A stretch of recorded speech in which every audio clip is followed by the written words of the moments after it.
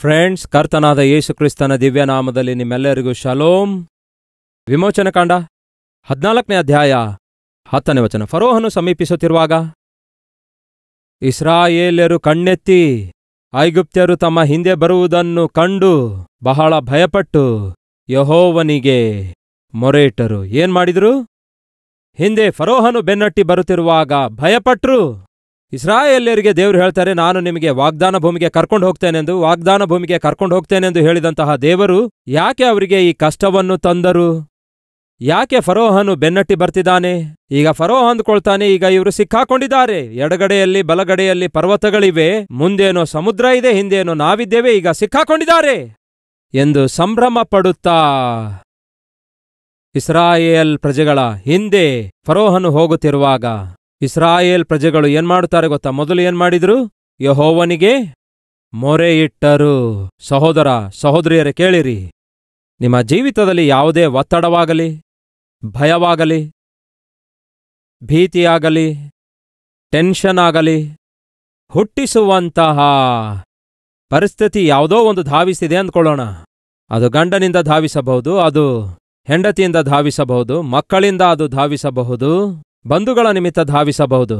ಯಾವುದಾದರೂ ಒಂದು ಸಮಸ್ಯೆ, ಯಾವುದಾದರೂ ಒಂದು ಭಯ ನಿಮಗೆ ಸಂಭವಿಸುವಾಗ ನೀವು ಮಾಡಬೇಕಾದ ಮೊಟ್ಟ ಮೊದಲ ಕೆಲಸ ಯಾವುದು ಗೊತ್ತಾ? ಬೇರೆ ಯಾವುದೂ ಅಲ್ಲ ಪ್ರಿಯರೇ, ಯೆಹೋವನಿಗೆ ಪ್ರಾರ್ಥನೆ ಮಾಡಬೇಕು. ಯಾವಾಗ ನೀವು ಯೆಹೋವನಿಗೆ ಪ್ರಾರ್ಥನೆ ಮಾಡುತ್ತೀರೋ, ನಿಮಗಿರುವಂತಹ ಭಯವನ್ನು, ನಿಮಗಿರುವಂತಹ ಭೀತಿಯನ್ನು ಯಾರಿಗೆ ಒಪ್ಪಿಸ್ತೀರಿ?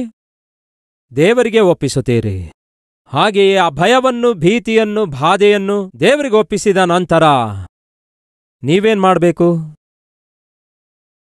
ಹೇಳಿ? ನಾವೇನ್ ಮಾಡಬೇಕು? ನಾನು ಒಂದು ಭಾರ ಹೊರ್ತಿದ್ದೇನೆ ಅಂದ್ಕೊಳ್ಳಿ.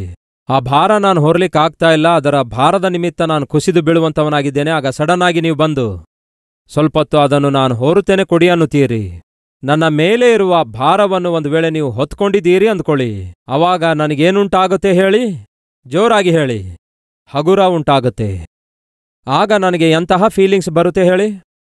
ಸಾಕಪ್ಪ, ಹೌದಲ್ಲವೋ? ಯಾಕೆಂದರೆ ನನ್ಮೇಲಿರುವ ಭಾರವು, ನನ್ನನ್ನು ಪ್ರೀತಿಸುವ ಬೇರೆ ಯಾರೋ ಆ ಭಾರ ಹೊತ್ಕೊಳ್ಳುವಾಗ ನನಗೆ ಯಾವ ಫೀಲಿಂಗ್ಸ್ ಬರುತ್ತೆ? ಅಬ್ಬಾ ಸಾಕಪ್ಪ.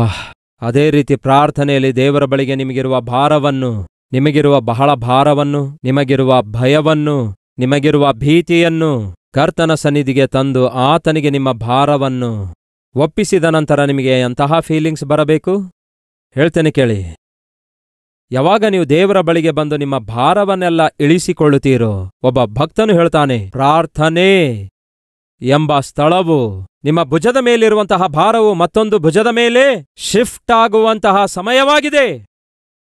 ನೀವು ಯಾವತ್ತೇ ಆಗಲಿ ಯಾವುದೇ ಭಾರದೊಂದಿಗೆ ದೇವರ ಸನ್ನಿಧಿಗೆ ಬರುವುದಾದರೆ ಕೇಳಿರಿ, ನೀವು ನಿಜವಾಗಲೂ ನಿಮ್ಮ ಭಾರವನ್ನು ದೇವರಿಗೆ ಒಪ್ಪಿಸುವುದಾದರೆ ನಿಮ್ಮ ಮನಸ್ಸು ಬಹಳ ಹಗುರವಾಗುತ್ತೆ. ನಿಮ್ಮ ಮನಸ್ಸು ಹಗುರವಾಗುತ್ತೆ, ನಿಮ್ಮ ಶರೀರ ಕೂಡ ಹಗುರವಾಗುತ್ತೆ. ನಿಮ್ಮೊಳಗೆ ನಿಮಗೆ ಗೊತ್ತಾಗಲಾರದ ರೀತಿಯಲ್ಲಿ, ಸಾಕಪ್ಪ, ನನ್ನ ಕರ್ತನು ನನ್ನ ಭಾರವನ್ನೆಲ್ಲ ತೆಗೆದುಕೊಂಡಿದ್ದಾರೆ, ನನ್ನ ಭಾರವನ್ನೆಲ್ಲ ತೊಲಗಿಸಿದ್ದಾರೆ ಎಂಬ ಫೀಲಿಂಗ್ ನಿಮ್ಮಲ್ಲಿ ಯಾರಿಗಾದರೂ ಎಂದಾದರೂ ಬಂದಿದೆಯಾ? ಬಂದಿದೆ ಎನ್ನುವಂಥವ್ರು ಕೈ ತೋರಿಸ್ತೀರಾ? ಕೈ ತೋರಿಸ್ತೀರಾ? ಒಮ್ಮೆ ಕೈ ತೋರಿಸಿರಿ. ರೈಟ್. ಈಗ ನಾನು ಹೊರ್ತಿರುವ ಭಾರ ನನ್ನ ದೇವರೊಂದಿಗೆ ಹಂಚಿಕೊಳ್ತಿರುವಾಗ ಖಂಡಿತವಾಗಿ ದೇವರು ಆ ಭಾರ ತೊಲಗಿಸುತ್ತಾರೆ. ಯಾವಾಗ? ನನ್ನ ಪ್ರಾರ್ಥನೆ ಆತನ ಸನ್ನಿಧಿಗೆ ಸೇರಿದಾಗ.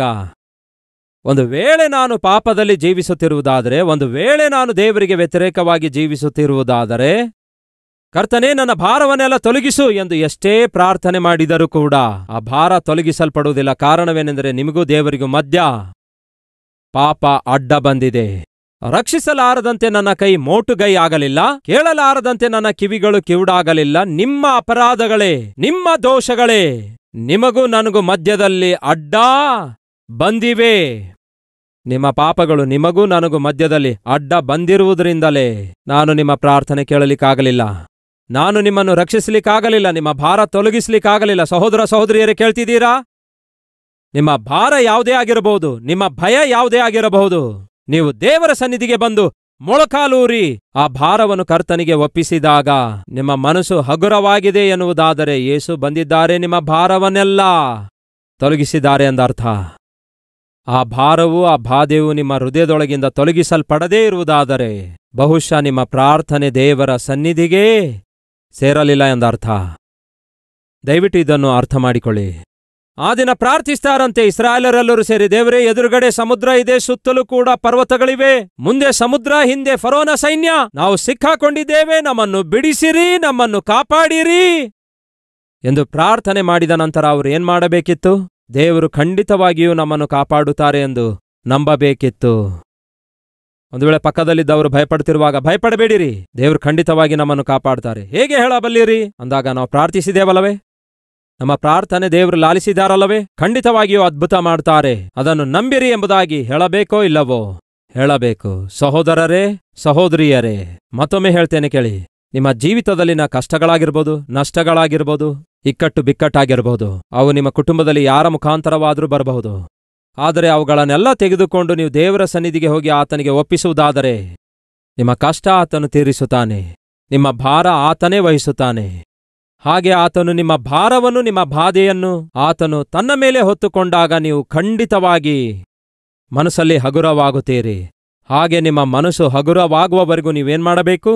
ಪ್ರಾರ್ಥನೆ ಮಾಡಬೇಕು. ನಿಮ್ಮ ಲೋಪ ಏನೆಂದು ಒಪ್ಪಿಕೊಳ್ಳಬೇಕು, ನಿಮ್ಮ ಹೃದಯ ಸರಿಪಡಿಸಿಕೊಳ್ಳಬೇಕು, ದೇವರೊಂದಿಗೆ ನೀವು ಸಮಾಧಾನಗೊಳ್ಳಬೇಕು, ನಿಮಗಿರುವ ಭಾರವನ್ನೆಲ್ಲ ಆತನ ಭುಜದ ಮೇಲೆ ಹಾಕಬೇಕು. ನಿಮ್ಮ ಚಿಂತೆ ಭಾರವನ್ನೆಲ್ಲ ಯೆಹೋವನ ಮೇಲೆ, ಮುಂದೆ ವಾಕ್ಯ ಏನು ಹೇಳುತ್ತೆ? ಹಾಕಿರಿ. ಅಂದರೆ ಅರ್ಥವೇನು? ನಿಮ್ಮ ಮೇಲೆ ಇರುವಂತಹ ಭಾರವನ್ನೆಲ್ಲ ಯೆಹೋವನ ಭುಜದ ಮೇಲೆ ಹಾಕಿರಿ, ಆತನೇ ನಿಮ್ಮ ಎಲ್ಲಾ ಭಾರವನ್ನು ಹೊರುವನು. ಆ ದಿನ ಜರುಗಿದ್ದೇನೆಂದರೆ ಇಸ್ರಾಯೇಲರು ಪ್ರಾರ್ಥನೆ ಮಾಡಲಿಲ್ಲವೋ? ಪ್ರಾರ್ಥನೆ ಮಾಡಿದರು.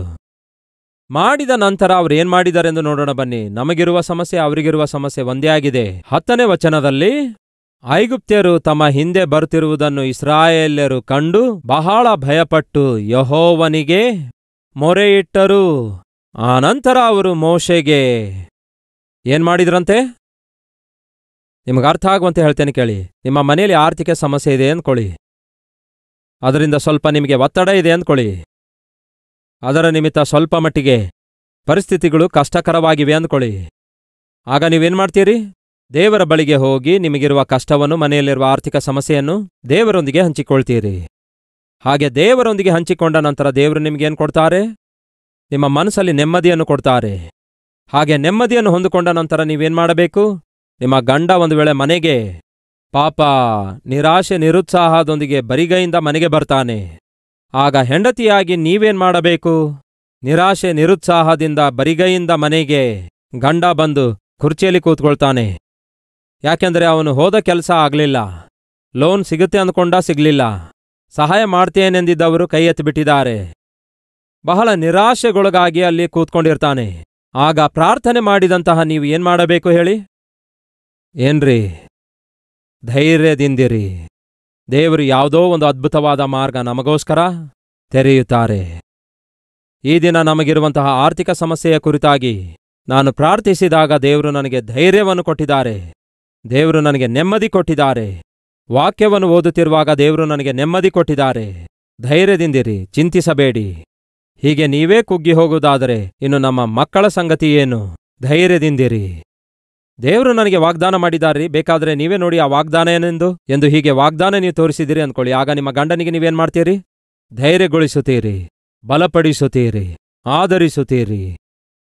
ಅದು ದೇವರ ಸನ್ನಿಧಿಗೆ ಹೋಗಿ ಪ್ರಾರ್ಥನೆ ಮಾಡಿ ನಿಮ್ಮ ಭಾರವನ್ನೆಲ್ಲ ಆತನಿಗೆ ಒಪ್ಪಿಸಿಕೊಟ್ಟ ನಂತರ ಉತ್ತಮವಾದ ಹೆಂಡತಿ ಮಾಡುವ ಕೆಲಸದಾಗಿರುತ್ತೆ. ನಿಮ್ಮ ಗಂಡ ಹೊರಗೆ ಹೋಗ್ತಾನೆ, ಲೋನ್ಗಾಗಿಯೋ ಇಲ್ಲವೇ ಯಾರೋ ಆರ್ಥಿಕವಾಗಿ ಸಹಾಯ ಮಾಡ್ತೇನೆಂದಿದ್ದಕ್ಕೆ ಹೋಗಿರ್ತಾರೆ. ಎಷ್ಟೋ ಆಸೆಯೊಂದಿಗೆ ನೀವು ಪ್ರಾರ್ಥನೆ ಮಾಡ್ತೀರಿ, ದೇವರ ಸನ್ನಿಧಿಗೆ ಹೋಗಿ ಪ್ರಾರ್ಥಿಸ್ತೀರಿ. ಪ್ರಾರ್ಥನೆ ಇನ್ನೇನು ಮುಗಿಸುವಷ್ಟರಲ್ಲಿ ಗಂಡ ಬಂದು ಬಾಗಲ್ ತಟ್ತಾನೆ, ಪಾಪ ಕೈಕಾಲು ಸೋತವನಾಗಿ ಮನೆಯೊಳಗಡೆ ಬಂದು ಕೂತ್ಕೊಳ್ತಾನೆ. ನೀವು ನೋಡ್ತೀರಿ, ಏನಾಯ್ತು? ಆ ಬ್ಯಾಂಕ್ ಅವರು ಕೂಡ ನಿಮ್ಮ ಮುಖ ನೋಡಿ ಲೋನ್ ಕೊಡಲ್ಲ ಅಂದಿದಾರಾ? ಚಿಚ್ಚಿ, ಹೋಗಿ ಹೋಗಿ ಮದುವೆ ಆದ್ರೂ ಆದೆ ನಿನ್ನಂತಹ. ಏನಂತೀರಿ ಸಹೋದರಿಯರೇ? ನಾನು ಅಂದುಕೊಳ್ತಾ ಇದ್ದೆ ನಿಮ್ಮ ಮುಖ ನೋಡಿ ಬ್ಯಾಂಕ್ ಅವರು ಎಲ್ಲಿ ನಿಮಗೆ ಲೋನ್ ಕೊಡಬೇಕು ಅಂತ. ಅಷ್ಟಕ್ಕೂ ನಿಮ್ಮನ್ನು ನಂಬಿ ನಾನು ಮದುವೆ ಆದನಲ್ಲವೇ, ನನಗಿಲ್ಲ ಬುದ್ಧಿ. ಈ ಸ್ಟೈಲ್ ಯಾರದು ಹೇಳಿ? ಜಗಳ ಗಂಟಿದು. ಎಂಥವರದು? ಬಾಯಲ್ಲಿ ನೋಡಿ ಮಾತೇ ಬರಲ್ಲ. ಯಾಕೆ ಬರಲ್ಲ?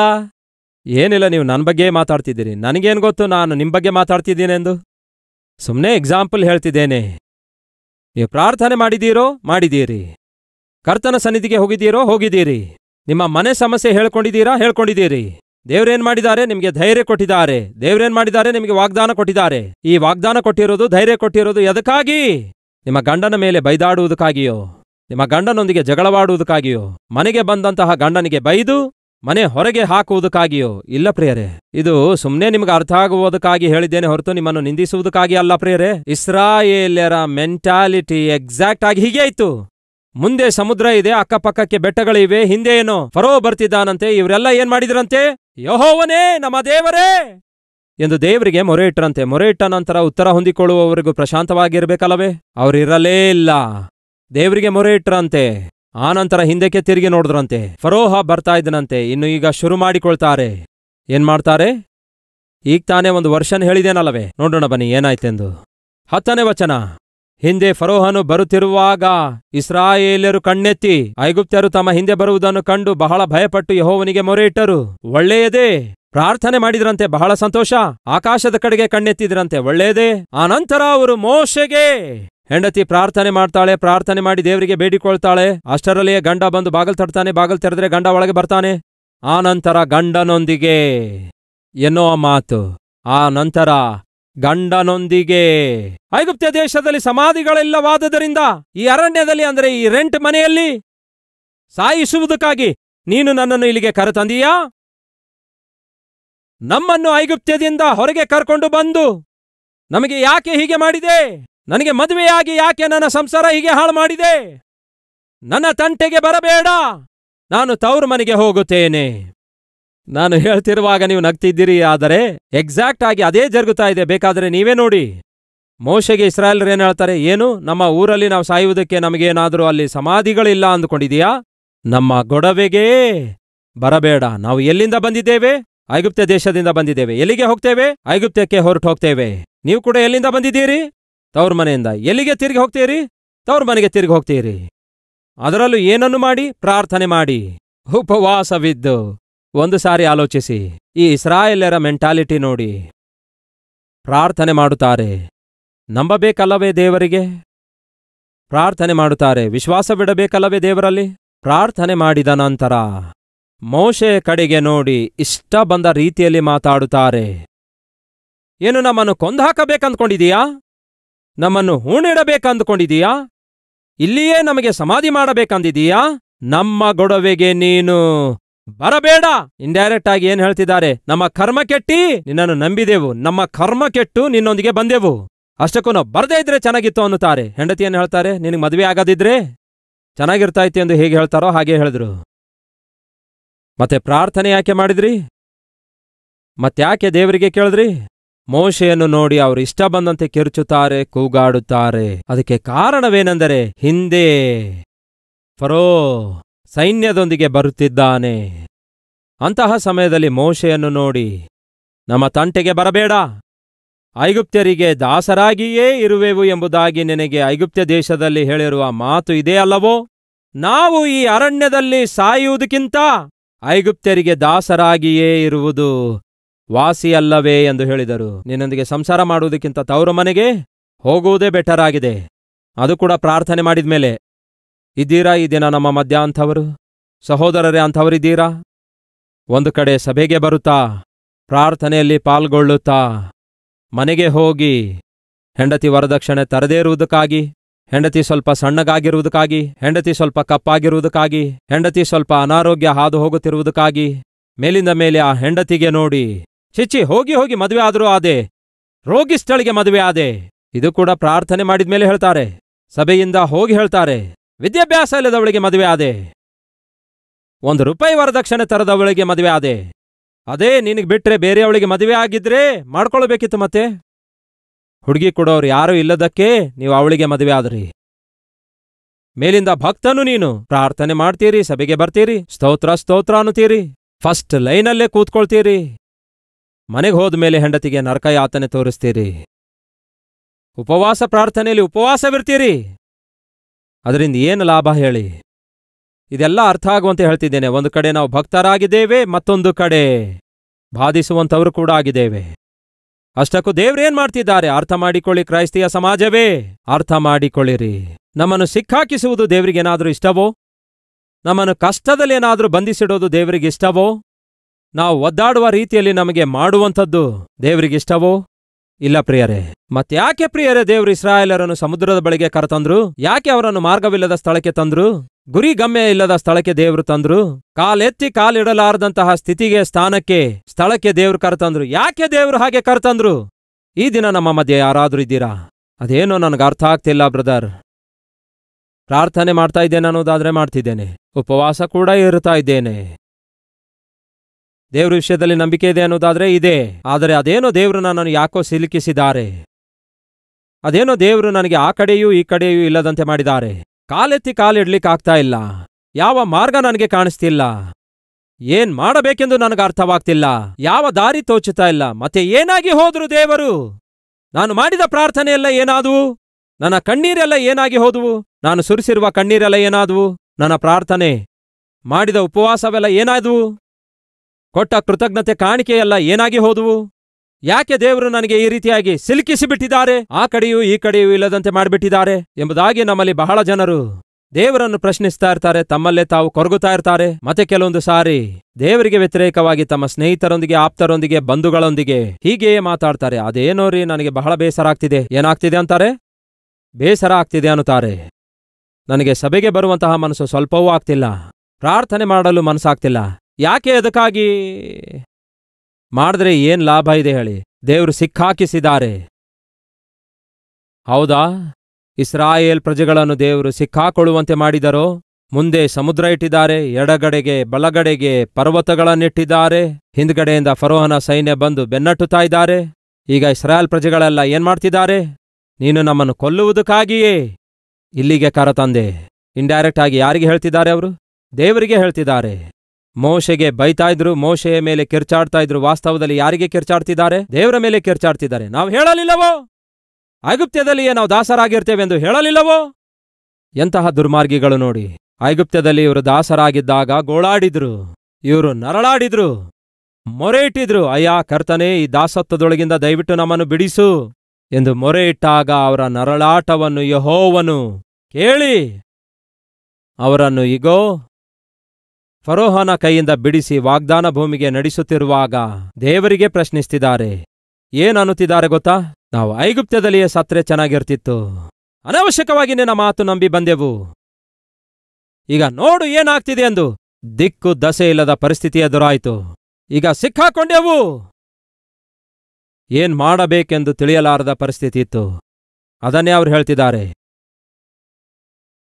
12ನೇ ವಚನ, ನಾವು ಈ ಅರಣ್ಯದಲ್ಲಿ ಸಾಯುವುದಕ್ಕಿಂತ ಐಗುಪ್ತ್ಯರಿಗೆ ದಾಸರಾಗಿರೋದೇ ವಾಸಿಯಲ್ಲವೇ? ಅದು ಅವರ ರಿಯಾಕ್ಷನ್ ಆಗಿತ್ತು. ಯಾವಾಗ? ಪ್ರಾರ್ಥನೆಯನ್ನು ಅವರು ಮಾಡಿದ ನಂತರ ಅವರು ಏನ್ ಮಾಡಿದ್ರು? ಯೆಹೋವನಿಗೆ ಮೊರೆ ಇಟ್ಟು ಆನಂತರ ಶುರು ಮಾಡಿದ್ರು. ಏನದು? ಕಿರ್ಚಾಡೋದು, ಕೂಗಾಡೋದು. ಇದ್ದೀರಾ ಅಂತಹ ಗಂಡಂದಿರು? ಚೆನ್ನಾಗಿ ಬನ್ನಿ ಎಲ್ರೂ ಕುಟುಂಬವಾಗಿ ಪ್ರಾರ್ಥನೆ ಮಾಡೋಣ ಅಂತ ಕರೆದು. ಒಂದು ಸಾರಿ ನಾನು ಒಬ್ಬ ಸಹೋದರನಿಗೆ ಇಲ್ಲಿ ಗಾಯ ಇತ್ತು. ಆ ಗಾಯ ಏನು ಬ್ರದರ್ ಎಂಬುದಾಗಿ ಕೇಳಿದಾಗ, ಅಲ್ಲಿ ಹಣೆಗೆ ಯಾಕೆ ಪೆಟ್ಟಾಯ್ತು ಎಂದು ಕೇಳಿದ್ರೆ, ಅದರ ಹಿಂದೆ ಒಂದು ಫ್ಲಾಶ್ ಬ್ಯಾಕ್ ಇದೆ ಬಿಡಿ ಬ್ರದರ್ ಅಂದ. ಏನದು ಅಂತಹ ಫ್ಲಾಶ್ ಬ್ಯಾಕು? ಏನೋ ಇದೆ ಬಿಡಿ ಬ್ರದರ್. ಏನು ಅಂತಹ ಹೇಳಲಾರ್ದ ಫ್ಲಾಶ್ ಬ್ಯಾಕ್ ಇದೆಯಾ? ಹೇಳ್ಬಹುದು. ಹೇಳಿದ್ರೆ ಏನಾಗುತ್ತೆ? ಏನಾಗಲ್ಲ ಹೇಳಿ ಬ್ರದರ್ ಅಂತ ಕೇಳಿದೆ. ಏನಿಲ್ಲ ಬ್ರದರ್, ಒಮ್ಮೆ ನಾನು ನನ್ನ ಹೆಂಡತಿ ಸೇರಿ ಕುಟುಂಬ ಪ್ರಾರ್ಥನೆಗೆ ಕೂತಿದ್ದೇವಂದ. ಎದಕ್ಕಾಗಿ ಕೂತಿದ್ರಂತೆ?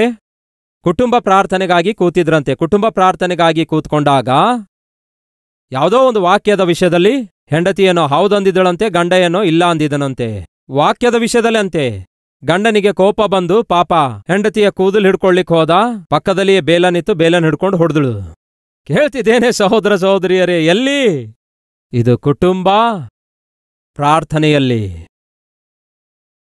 ಅದಕ್ಕಾಗಿಯೇ ಸಹೋದರರೇ, ಯಾವತ್ತೂ ಜ್ಞಾಪಕದಲ್ಲಿಟ್ಕೊಳ್ಳಿ, ಅಡಿಗೆ ಮನೆಗೆ ಹೋಗಿ ದಯವಿಟ್ಟು ನಿಮ್ಮ ಹೆಂಡತಿಯೊಂದಿಗೆ ಜಗಳವಾಡಬೇಡಿ. ಯಾಕೆಂದ್ರೆ ಅದು ಅವರಿಗೆ ಆಯುಧ ಇರುವ ಸ್ಥಳ ಆಗಿದೆ. ಯಾವ ಸ್ಥಳ ಆಗಿದೆ? ನೀವೇನೋ ಮೂರ್ಖರಂತೆ ಬರಿಗೈಯಿಂದ ಅಡಿಗೆ ಮನೆ ಒಳಗೆ ಹೋಗ್ತೀರಿ. ಬೆಂಕಿಪಟ್ನ ಎಲ್ಲಿದೆ ಎಂದು ಅವರಿಗೆ ಗೊತ್ತು, ಬೇಲನ್ ಎಲ್ಲಿದೆ ಎಂದು ಅವರಿಗೆ ಗೊತ್ತು, ಚಾಕು ಎಲ್ಲಿದೆ ಎಂದು ಅವರಿಗೆ ಗೊತ್ತು. ನಿಮ್ಗೇನು ಗೊತ್ತಿರಲ್ಲ ಪಾಪ, ಒಳಗೆ ನುಗ್ಗುತ್ತೀರಿ, ಮುಖದ ತುಂಬ ಗಾಯಗಳಾಗ್ತವೆ. ಇದೆಲ್ಲ ಬೇಕಂತೀರಾ? ಪ್ರಿಯ ಸಹೋದರ ಸಹೋದರಿಯರೇ, ದಯವಿಟ್ಟು ಕೇಳ್ರಿ.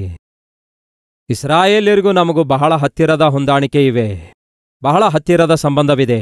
ಒಂದು ಕಡೆ ದೇವರಿಗೆ ಪ್ರಾರ್ಥನೆ ಮಾಡುತ್ತೇವೆ, ಒಂದು ಕಡೆ ಬೇಡಿಕೊಳ್ತೇವೆ, ಒಂದು ಕಡೆ ನಂಬುತ್ತೇವೆ, ಇನ್ನೊಂದು ಕಡೆ ಗುಣಗುಟ್ಟುತ್ತಲೇ ಇರುತ್ತೇವೆ, ಕಿರುಚುತ್ತಲೇ ಇರುತ್ತೇವೆ, ಕೂಗಾಡುತ್ತಲೇ ಇರುತ್ತೇವೆ, ಮನೆಯನ್ನೆಲ್ಲ ಕಿತ್ತು ಚದುರಿಸಿ ಬಿಡ್ತೇವೆ. ಅವರಿಗೂ ನಮಗೂ ಏನು ವ್ಯತ್ಯಾಸ ಇದೆ ಹೇಳಿ? ಮತ್ತೆ ನಮಗೇನ್ ಮಾಡನ್ನುತ್ತೀರಿ ಬ್ರದರ್? ದೇವರು ಈ ರೀತಿಯಾಗಿ ನಮಗೆ ಮಾಡಿದ್ರೆ ಏನ್ ಮಾಡಬೇಕು? ಪ್ರಾರ್ಥಿಸಿದ್ದೇವೆ, ಉಪವಾಸವಿದ್ದೇವೆ, ಕಣ್ಣೀರು ಸುರಿಸಿದ್ದೇವೆ, ಕೊನೆಗೆ ದೇವರು ನಮ್ಮನ್ನು ಹೀಗೆ ತಂದು ಯಾವ ದಿಕ್ಕು ತೋಚಲಾರದಂತಹ ಸ್ಥಿತಿಯಲ್ಲಿ ಸಿಲುಕಿಸಿ ಬಿಟ್ಟರೆ ಮತ್ತೆ ಬಾಧೆ ಪಡಲಾರದೆ, ಬೇಸರ ಪಡಲಾರದೆ ಹೇಗಿರ್ಲಿಕ್ಕಾಗತ್ತೆ? ನೋಡಿ ದೇವರೇನ್ ಮಾಡಿದಾರೆಂದು. ನಮ್ಮನ್ನು ಸಿಲುಕಿಸಿ ಬಿಟ್ಟಿದ್ದಾರೆ. ಆತನು ಸಿಲುಕಿಸಿದ್ದಾನೆ ಅಂದ್ಕೊಳ್ತಾ ಇದ್ದೀರಿ, ಆದರೆ ನಿಮ್ಮನ್ನು ಸಿಲುಕಿಸಲಿಲ್ಲ. ಮತ್ತೇನ್ ಮಾಡಿದ್ದಾರೆ? ಆತನು ಏನ್ ಮಾಡ್ತಿದ್ದಾನೆ ಗೊತ್ತಾ? ಎಲ್ಲಿ ಫರೋಹನು ಬರ್ತಾನೇನೋ, ಫರೋಹನ ಸೈನ್ಯ ಬರುತ್ತದೆಯೇನೋ, ತಕ್ಷಣವೇ ದಾಳಿ ಮಾಡುತ್ತಾನೇನೋ, ಮತ್ತೆ ನಮ್ಮನ್ನು ಬಂಧಿಸಿ ಕರ್ಕೊಂಡು ಹೋಗ್ತಾನೇನೋ ಎಂಬ ಭಯದಿಂದ ಭೀತಿಗೊಳಗಾಗಿ ಇಸ್ರಾಯೇಲರು ಪ್ರಯಾಣ ಮಾಡುತ್ತಿರುವಾಗ ದೇವರು ಅವರಿಗಿರುವ ಭಯವನ್ನು ನೋಡಿ ಆ ಭಯದಿಂದ ಸಂಪೂರ್ಣವಾಗಿ ಬಿಡಿಸಬೇಕೆನ್ನುವುದಕ್ಕಾಗಿ ದೇವರೇ ಹೇಳುತ್ತಾರೆ, ಮೋಶೇ, ಈ ಇಸ್ರಾಯೇಲ್ ಪ್ರಜೆಗಳನ್ನು ನೀನು ಸಮುದ್ರದ ಬಳಿಗೆ ಕರೆದುಕೊಂಡು ಹೋಗು. ಕರ್ತನೆ, ಅಲ್ಲಿಗೆ ಕರ್ಕೊಂಡು ಹೋದ್ರೆ ಮಾರ್ಗ ಏನೂ ಇಲ್ವಲ್ಲ? ಯಾವ ಮಾರ್ಗ ಇರೋದಿಲ್ಲ, ನಿಜವೇ, ಆದರೂ ಕರ್ಕೊಂಡು ಹೋಗು. ಆಯ್ತು ಸರಿ. ದೇವರು ಹೇಳಿರುವುದಕ್ಕಾಗಿ ಮೋಶೆ ಅಲ್ಲಿಗೆ ತನ್ನ ಪ್ರಜೆಗಳನ್ನು ಕರೆತರುತ್ತಾನೆ. ಬಲಗಡೆಯಲ್ಲಿ ಪರ್ವತ, ಎಡಗಡೆಯಲ್ಲಿ ಪರ್ವತ, ಪರ್ವತದಿಂದ ಕೂಡಿರುವ ಅರಣ್ಯ, ಹಿಂದೆಯಿಂದ ಫರೋಹನ ಸೈನ್ಯ ಬರುತ್ತಿರುವಾಗ ಇಸ್ರಾಯೇಲರೆಲ್ಲರೂ ಸೇರಿ ಶತ್ರುವನ್ನು ನೋಡಿ, ಬೆನ್ನಟ್ಟುತ್ತಿರುವ ಪ್ರಮಾದವನ್ನು ನೋಡಿ ಪ್ರಾರ್ಥನೆ ಮಾಡುತ್ತಾರೆ. ಪ್ರಾರ್ಥನೆ ಮಾಡಿ ಮತ್ತೆ ದೇವರಲ್ಲಿ ನಂಬಿಕೆ ಇಡಬೇಕಲ್ಲವೇ? ಅದನ್ನೇ ಮತ್ತೆ ಹೇಳ್ತೇನೆ ಕೇಳಿ. ಪ್ರಾರ್ಥನೆ ಮಾಡಿದ ಮೇಲೆ ದಯವಿಟ್ಟು ದೇವರಲ್ಲಿ ನಂಬಿಕೆ ಇಡಿ. ನಿಮಗಿರುವ ಭಯವನ್ನು, ನಿಮಗಿರುವ ಭಾರವನ್ನು, ನಿಮಗಿರುವ ಭೀತಿಯನ್ನು, ನಿಮಗಿರುವ ಬಾಧ್ಯತೆಯನ್ನು ಪ್ರಭುವಿಗೆ ಒಪ್ಪಿಸಿಕೊಡಿರಿ. ಪ್ರಭುವಿನ ಭುಜದ ಮೇಲೆ ಹಾಕಿರಿ. ನಿಮ್ಮ ಮನಸ್ಸು ಹಗುರವಾದಾಗ ಪ್ರಶಾಂತವಾಗಿ ಜೀವಿಸುವುದಕ್ಕೆ ಪ್ರಯತ್ನ ಮಾಡಿರಿ. ಮತ್ತೊಮ್ಮೆ ಹೇಳ್ತೇನೆ, ಕಷ್ಟಗಳು ನಾನಾ ವಿಧವಾಗಿ ಬರಬಹುದು. ಆರ್ಥಿಕ ತೊಂದರೆ ನಾನಾ ವಿಧವಾಗಿ ಬರಬಹುದು. ಗಂಡನಿಂದ ಬರಬಹುದು, ಹೆಂಡತಿಯಿಂದ ಬರಬಹುದು, ಮಕ್ಕಳಿಂದ ಬರಬಹುದು, ಹೇಳಿದನಲ್ಲವೇ ಬಂಧುಗಳಿಂದ ಬರಬಹುದು. ಯಾರಿಂದ ಬಂದ್ರೂ ಕೂಡ ಕಷ್ಟವೇ. ಆ ಕಷ್ಟವೆಲ್ಲ ನೀವು ದೇವರ ಕೈಗೆ ಒಪ್ಪಿಸುವಾಗ, ನಿಮಗಿರುವ ಆ ಭಾರ ಒಪ್ಪಿಸಿದಾಗ, ದೇವರು ನಿಮ್ಮ ಮನಸ್ಸು ಹಗುರಗೊಳಿಸಿದಾಗ, ಮನಸ್ಸಿನಲ್ಲಿ ನೆಮ್ಮದಿ ಕೊಟ್ಟಾಗ, ಗಂಡನೊಂದಿಗೆ ಜಗಳವಾಡಬೇಡಿ, ಹೆಂಡತಿಯೊಂದಿಗೆ ಜಗಳವಾಡಬೇಡಿ. ಯಾಕೆಂದರೆ ಜಗಳವಾಡುವುದರಿಂದ ಪ್ರಯೋಜನವಿಲ್ಲ. ಆದರೆ ನಿಮಗಿರುವ ಭಾರ ಕರ್ತನಿಗೆ ಹಂಚಿಕೊಳ್ಳುವುದಾದರೆ, ಆತನ ಸನ್ನಿಧಿಯಲ್ಲಿ ನಿಮ್ಮ ಭಾರ ಇಳಿಸಿಕೊಳ್ಳುವುದಾದರೆ ನೀವು ಪ್ರಶಾಂತವಾಗಿರ್ತೀರಿ. ನಿಮ್ಮ ಗಂಡನಿಗಾಗಲಿ ಹೆಂಡತಿಗಾಗಲಿ ಪ್ರಶಾಂತವಾಗಿರಲು ಬಿಡ್ತೀರಿ. ಅದು ಆತ್ಮಿಕತೆ ಅಂದ್ರೆ. ಆದರೆ ಇಸ್ರಾಯೇಲರಿಗೆ ಆ ಆತ್ಮಿಕತೆ ಇಲ್ಲ. ಪ್ರಾರ್ಥನೆ ಮಾಡಿದ ಮೇಲೆ ಮೋಶೆಗೆ ಒಂದು ಮಾತು ಹೇಳಬೇಕಿತ್ತು. ಮೋಶೆ, ಧೈರ್ಯದಿಂದಿರು, ಎಲ್ಲರೂ ಸೇರಿ ಪ್ರಾರ್ಥಿಸಿದ್ದೇವೆ, ಖಂಡಿತವಾಗಿ ದೇವರು ಉತ್ತರಿಸುತ್ತಾರೆ. ಆ ಫರೋಹನ ಕೈಯಿಂದ ಬಿಡಿಸಿದಂತಹ ದೇವರು ಮತ್ತೆ ಅದೇ ಫರೋಹನ ಕೈಗೆ ಯಾಕೆ ಒಪ್ಪಿಸ್ತಾರೆ ಹೇಳು? ನಾವು ಧೈರ್ಯವಾಗಿದ್ದೇವೆ. ಮೋಶೆ, ನೀನ್ ಕೂಡ ಧೈರ್ಯವಾಗಿರು. ದೇವರು ನಮಗೇನ್ ಮಾಡ್ಲಿಕ್ಕಿದ್ದಾರೆಂದು, ಹೇಗೆ ಮುಂದೆ ನಡೆಸಲಿಕ್ಕಿದ್ದಾರೆಂದು ಆತನ ಚಿತ್ತ ನೀನು ತಿಳ್ಕೊಂಡ್ರೆ ಸಾಕು ಎಂದು ಹೇಳಿದ್ಯಾ. ಆದ್ರೆ ಎಷ್ಟು ಚೆನ್ನಾಗಿರ್ತಿತ್ತು. ಪ್ರಾರ್ಥನೆ ಮಾಡ್ತಾರಂತೆ, ದೇವರಿಗೆ ಮೊರೆ ಇಡ್ತಾರಂತೆ, ಆ ನಂತರ ಕಿರ್ಚಾಡೋದು, ಕೂಗಾಡೋದನ್ನು ಶುರು ಮಾಡ್ತಾರಂತೆ, ಶಾಪನಾರ್ಥ ಹಾಕ್ತಾರಂತೆ. ಇದ್ದೀರಾ ನಮ್ಮ ಮಧ್ಯ ಅಂಥವ್ರು ಯಾರಾದ್ರೂ? ಅದು ಒಳ್ಳೆಯದಲ್ಲ. ಸಹೋದರ ಸಹೋದರಿ, ನೀವು ಯಾವುದನ್ನು ಪ್ರಾರ್ಥಿಸುತ್ತಿದ್ದೀರೋ ಆ ಪ್ರಾರ್ಥನೆಗೆ ದೇವರು ಉತ್ತರ ಕೊಡುತ್ತಾರೆ ಎಂದು ನೀವು ನಂಬಿ ಚಿಂತೆ ಮಾಡುವುದನ್ನು ಬಿಟ್ಟುಬಿಡಿರಿ, ಅಳುವುದನ್ನು ಬಿಟ್ಟುಬಿಡಿರಿ, ನಿರುತ್ಸಾಹಗೊಳ್ಳುವುದನ್ನು ಬಿಡಿರಿ, ಜಗಳಾಡುವುದನ್ನು ಬಿಟ್ಟುಬಿಡಿರಿ, ಗೊಂದಲಕ್ಕೊಳಗಾಗುವುದನ್ನು ಬಿಡಿರಿ. ನನ್ನ ದೇವರು ಖಂಡಿತವಾಗಿ ತಾನು ಮಾಡುತ್ತೇನೆಂದಿರುವ ಅದ್ಭುತವನ್ನು ಮಾಡಿ ತೀರುತ್ತಾರೆ. ಹಾಗಾಗಿ ನಾನು ಚಿಂತಿಸೋದಿಲ್ಲ, ನಿರಾಶೆಯಾಗೋದಿಲ್ಲ, ನಿರುತ್ಸಾಹಕ್ಕೆ ಅವಕಾಶ ಕೊಡಲ್ಲ, ನಿರುತ್ಸಾಹಕ್ಕೊಳಗಾಗೋದಿಲ್ಲ, ನನ್ನ ಎದುರುಗಡೆ ಇರುವವರಿಗೆ ನಿಂದಿಸುವುದಿಲ್ಲ ಎಂದು ನಿರ್ಣಯ ತೆಗೆದುಕೊಂಡು ಪ್ರಾರ್ಥಿಸೋಣವೇ?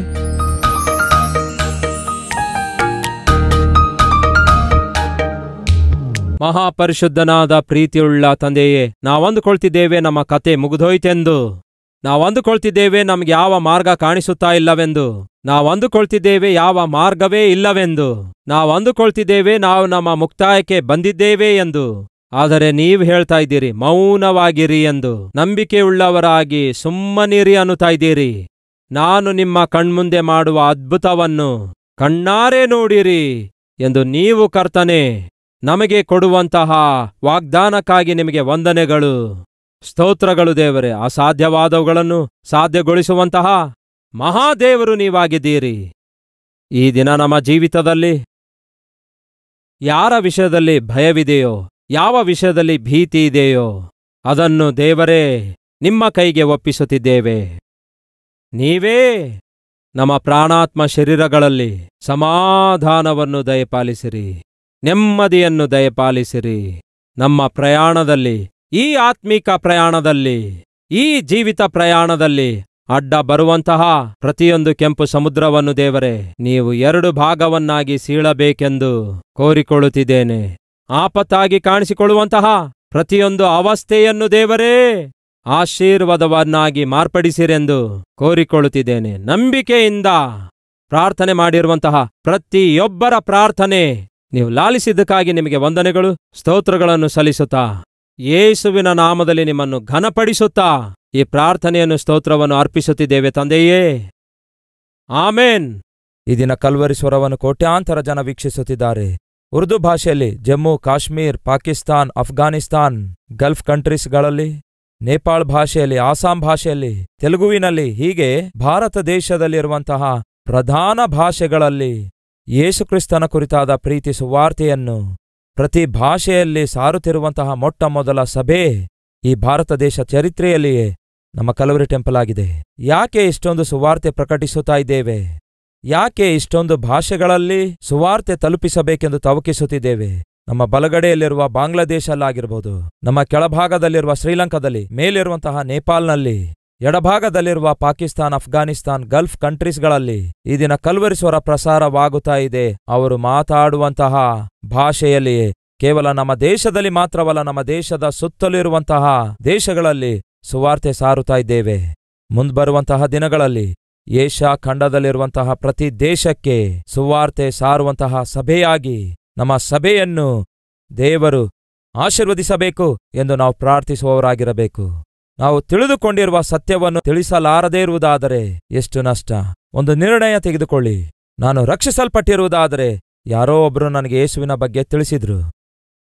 ಹಾಗೆಯೇ ನಶಿಸಿ ಹೋಗುವಂಥವರು ರಕ್ಷಿಸಲ್ಪಡಬೇಕಾದರೆ ನಮಗೆ ಇಷ್ಟು ಚೆನ್ನಾಗಿ ವಾಕ್ಯ ಸಾರುವಂತಹ ದೀನ ಸೇವಕರನ್ನು ದೇವರು ನಮ್ಗೆ ಕೊಟ್ಟಿದ್ದಾರೆ.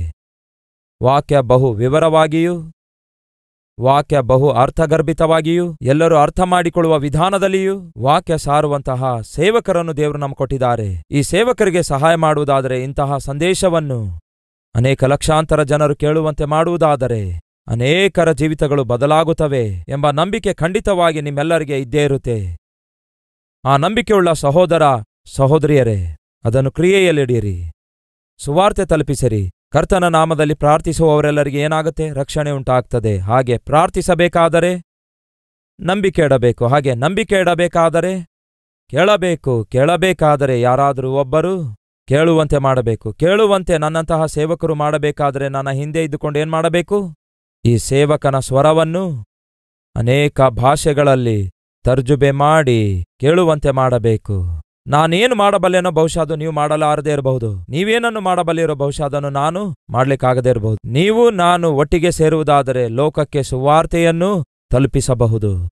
ಹಾಗಾಗಿ ಒಂದು ತೀರ್ಮಾನ ತೆಗೆದುಕೊಳ್ಳಿ. ದೇವರು ನಿಮಗೆ ಕೊಟ್ಟ ಸಾಮರ್ಥ್ಯದ ಮೇರೆಗೆ ತಿಂಗಳಿಗೊಂದು ಸಾರಿ ಆಗಲಿ, ಇಲ್ಲವೇ 2 ತಿಂಗಳಿಗೊಂದು ಸಾರಿ ಆಗಲಿ, ಇಲ್ಲವೇ 3 ತಿಂಗಳಿಗೊಂದು ಸಾರಿ ಆಗಲಿ, ಇಲ್ಲವೇ ದೇವರು ನಿಮ್ಮ ಜೀವಿತದಲ್ಲಿ ಶುಭ ಕಾರ್ಯಗಳನ್ನು ಮಾಡುವಾಗ, ಆಶೀರ್ವಾದಗಳನ್ನು ಅನುಗ್ರಹಿಸಿದಾಗ ಕೃತಜ್ಞತೆಯುಳ್ಳವರಾಗಿ ಸುವಾರ್ತೆಗೆ ದಾನ ಮಾಡಿರಿ. ಪ್ರತಿ ಶನಿವಾರ ನಮ್ಮ ಕಲ್ವರಿ ಟೆಂಪಲ್ನಲ್ಲಿ ಸ್ಪಾನ್ಸರ್ಸ್ ಮೀಟ್ ಇರುತ್ತೆ. ಆ ಸ್ಪಾನ್ಸರ್ಸ್ ಮೀಟ್ನಲ್ಲಿ ಪಾಲ್ಗೊಳ್ಳಿರಿ, ಬನ್ನಿರಿ. ಎಲ್ಲರೂ ಸೇರಿ ಕ್ರಿಸ್ತನ ಸುವಾರ್ತೆಯನ್ನು, ಕ್ರಿಸ್ತನ ಪ್ರೀತಿಯಿಂದ ಕೂಡಿದ ಸುವಾರ್ತೆಯನ್ನು ಲೋಕಕ್ಕೆ ಸಾರಿ ಹೇಳುವ ಪ್ರಯತ್ನ ಮಾಡೋಣ. ಇದು ನಮ್ಮ ಜವಾಬ್ದಾರಿಕೆಯಾಗಿದೆ ಎಂದು ಮರೆಯಬೇಡಿರಿ.